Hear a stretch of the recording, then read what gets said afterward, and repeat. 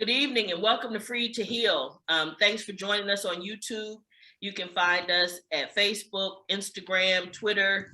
You can also check out my page on my website, Her People Highway, to look for my books.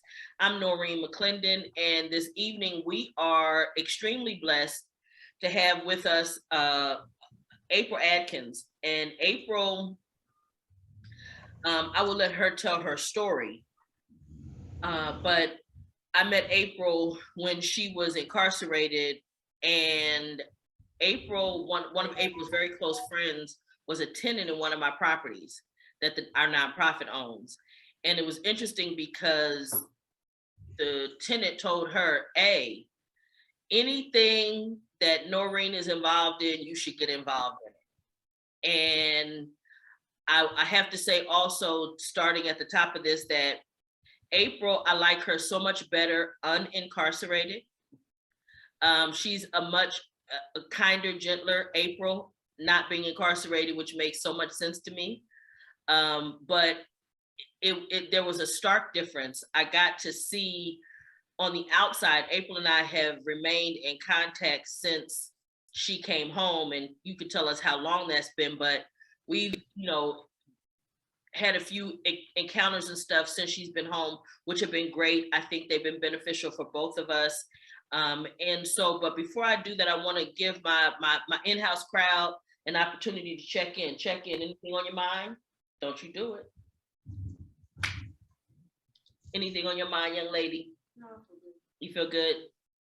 I feel good. I'm happy to be here for the interview with April, and I'm happy to see Warren.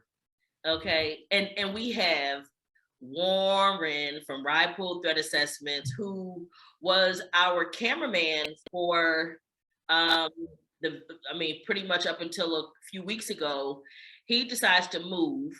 I'm real angry with him about that. But I cannot slow up progress, and for his business and his family, it was the perfect move. And my check-in is to say today is a good day.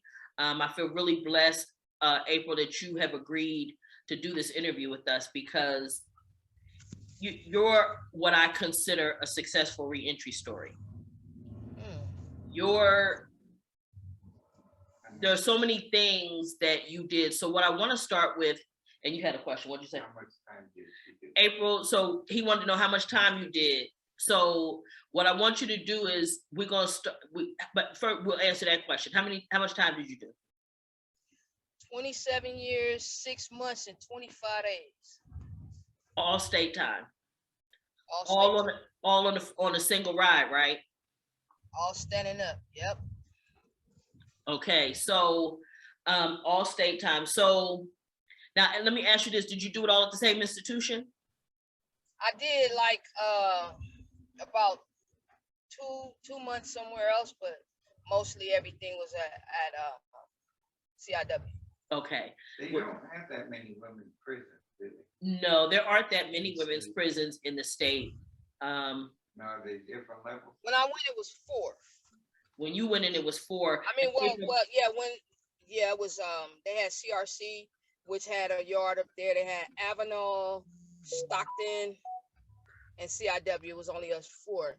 And then in 1990, the end of 90, they opened up CCWF, and then about 4 or 5 years later, they opened up VSPW.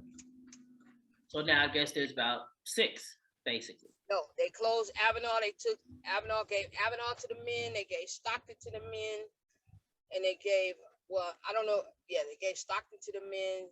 So they have CIW and CCWF, and I believe part of Folsom or something. Yeah, part of Folsom. I know that. Yeah, they definitely have part of that. I went in. There was. Speak up. Can you hear him? When I went in, there was 8 prisons. That's counting the one woman prison. I stood in here. When I left, there was 36. So what he said, April, was that when he went in, there were 8 prisons, including the one women's prison. But when he came out, there were 36. He did basically through a stretch of basically a lifetime. He's 72, right, and basically only 10 years from the time he was 11 years old altogether total. It was 5, but then now you've been out 5. Yeah. right? So we're adding those together.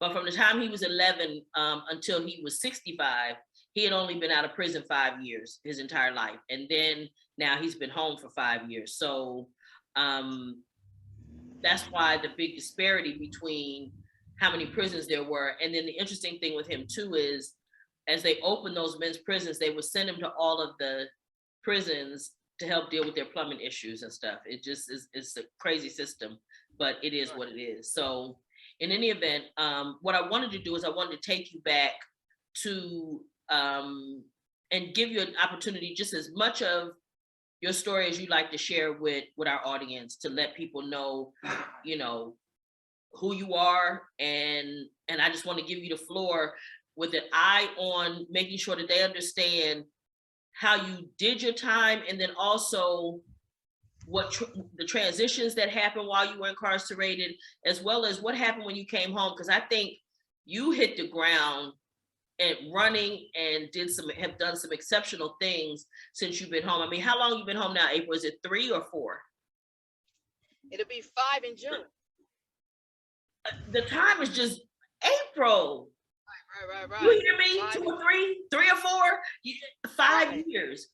But 5 in- even with that though, you have accomplished so many things in those first couple of years, right? That are really exceptional to me. So I want to give you the floor, but I want you to take me back to pre-incarceration, and then what that transition was like going into prison.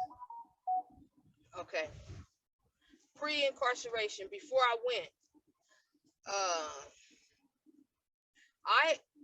that life sentence was my second time going. Well, my third time really, because I went on a violation. My first time I went, I was like 19 years old, and they gave me 16 months for cells, and I came home, and was home for a while, and then I caught a battery, and it took me back for a little violation. I'm 2 minutes from my house right now. Okay. That way I gotta be doing this all over my neck. So and pay attention to all the people out there on the road, because you know they're crazy. right. And we want you to be safe above and beyond everything else. Okay.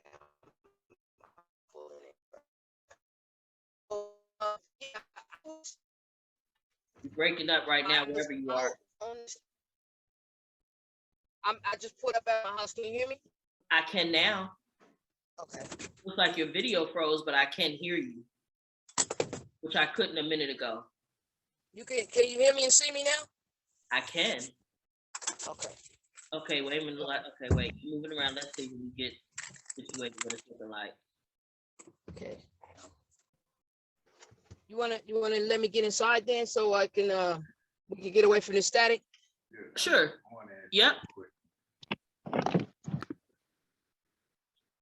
So thankfully now we got April situated where she's able to be at home, not having to drive, and we appreciate you again taking the time. Again, just being clear that April was driving a company truck. Okay, April went from 27 years and however many months and days you did, to now she's driving a company truck 5 years later. I just say big ups to that. Big ups to that. Welcome, April Atkins, to Free to Heal. The purpose of this show and this discussion is to try to help people heal from the ravages of incarceration. And I know from our personal conversations that there were some things you had to do when you came home to help you transition from mentally and psychologically from the things that they did just for you to be able to come home. So, but again, you had done some time, you went in on a violation, and then you got the life sentence. Mm-hmm. You got the life sentence. How old were you? 24. Wow. Yeah. So at 24, they tell you you got life. Right. And you go into incarceration, and then tell me about, as much as you care to share about that experience. And I want you to know that in some of our previous segments, Pike here has told people that there were 3 things to stay away from. Ratting, punks, and dope. Okay, those 3 things. So we are also hoping, because we all know that people incarcerated get access to stuff like this. Gangs is another one, right? But in any event, we know that they may. So if there's somebody listening that's doing time right now, what would you, I want any advice you want to give them when you tell your story as to how to be ready to come home? Because I'm sure when you went in with a life sentence, you never necessarily expected to come home.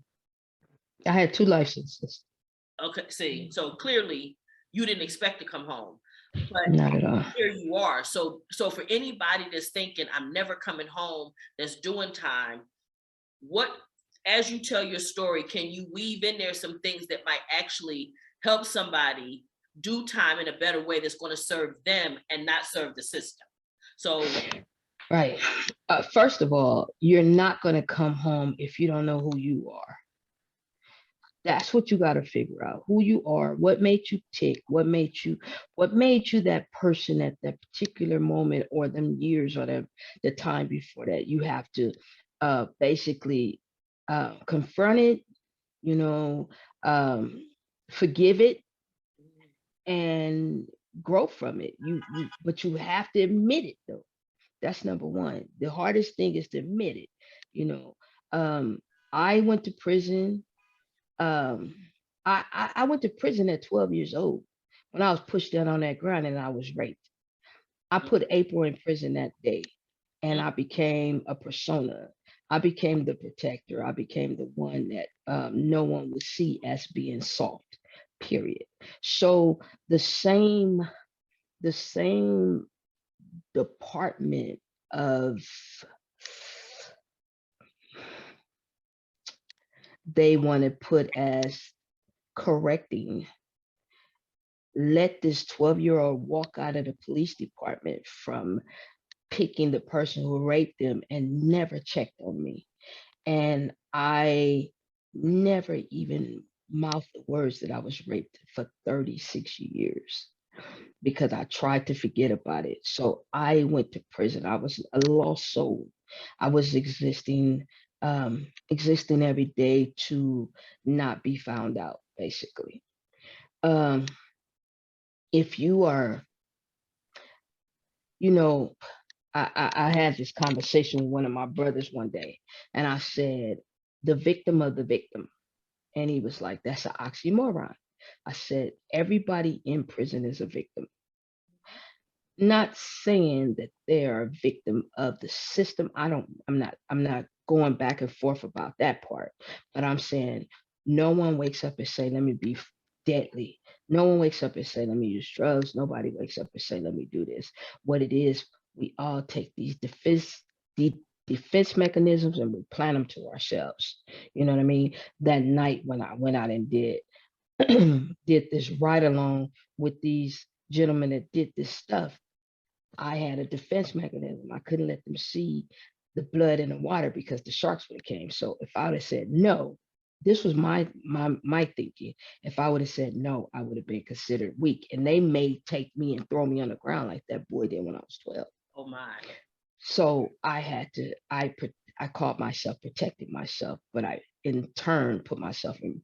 I put my spirit in prison. So when I was in prison, I act as if I had 2 life sentences.